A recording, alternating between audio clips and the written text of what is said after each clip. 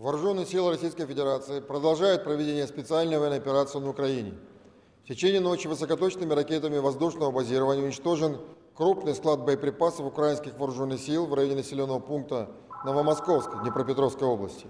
В Полтавской области на военном аэродроме Миргород уничтожен выявлен в ходе воздушной разведки истребитель МиГ-29 и вертолет Ми-8 украинских воздушных сил, а также склад с авиационными средствами поражения.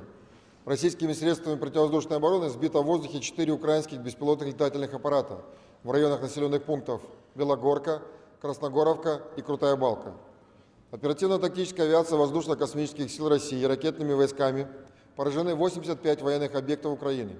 Среди них 2 пункта управления, 3 установки реактивных систем залпового огня, 4 самоходных артиллерийских орудия, полевой склад боеприпасов с пунктом боепитания, 2 склада материально-технического обеспечения, а также 4 опорных пункта и района сосредоточения украинской боевой техники. В течение дня оперативно-тактическая авиация ВКС России и ракетными войсками поражены 65 военных объектов Украины. Среди них 4 командных пункта и узла связи, 3 склада материально-технического обеспечения, а также 41 опорный пункт и района сосредоточения украинской боевой техники. Российскими средствами противовоздушной обороны сбито в воздухе 3 украинских беспилотных летательных аппарата. 2 в районах населенных пунктов Мариуполь и Калининская, еще 1 Байрактар ТБ-2 в районе населенного пункта Сахновщина Харьковской области. Всего с начала проведения специальной военной операции уничтожены 127 самолетов, 98 вертолетов, 428 беспилотных летательных аппаратов, 2037 танков и других боевых бронированных машин, 229 установок реактивных систем залпового огня, 886 орудий полевой артиллерии и минометов, а также 1941 единица специальной военной автомобильной техники. По подтвержденным данным, киевский националистический режим готовит очередную провокацию для обвинения России в якобы массовых убийствах мирных жителей в Ирпени Киевской области.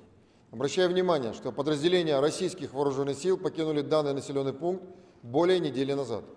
Сотрудники СБУ планируют привезти из морга при городской больнице на улице Полевой в подвал одного из зданий на восточной окраине Ирпени тела погибших от обстрелов украинской артиллерии местных жителей. Затем в Пуще-Водицком лесном массиве СБУ будет организована постановочная акция со стрельбой и уничтожением якобы российской разведывательной группы, прибывшей в Ирпень для убийства свидетелей военных преступлений России. При этом в качестве бесспорных доказательств в лесу будут представлены тела ранее убитых националистами под пытками пленных российских военнослужащих. Данная циничная постановочная акция организована для последующего распространения видеоматериалов через западные средства массовой информации. Киевский режим не оставляет попыток эвакуировать из Мариуполя главарей националистического полка «Азов» и иностранных наемников. Предыдущие акции вывоза их по воздуху вертолетами провалились. Вечером 8 апреля киевским режимом была предпринята новая безуспешная попытка эвакуации главарей украинских нацистов по морю. В темное время суток украинский сухогруз «Апачи», приписанный к мальтийскому порту Валетта под мальтийским флагом, следовал в караване судов из Таганрогского залива к Керченскому проливу. В 22 часа 38 минут московского времени в 30 километрах юго-восточнее Мариуполя сухогруз резко изменил курс следования и попытался прорваться в блокированный с моря силами Черноморского флота морской порт Мариуполь. На требование российских пограничных кораблей выйти по международному каналу на связь украинский сухогруз не отвечал, продолжая движение в направлении порта Мариуполь.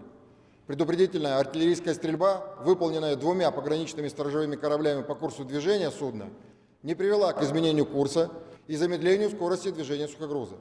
Во время движения к порту Мариуполь судно вело радиообмен, передавая сообщение: «Я маньяк, иду к тебе». При этом на берегу наблюдались сигнальные костры.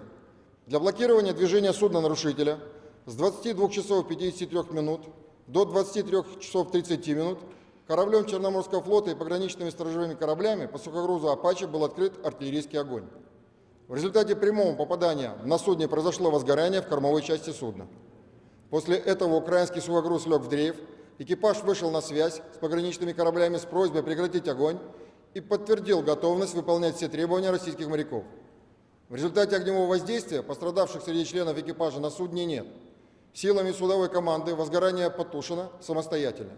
После проведенного досмотра украинский сухогруз «Апачи» с экипажем конвоируется в порт Ейск.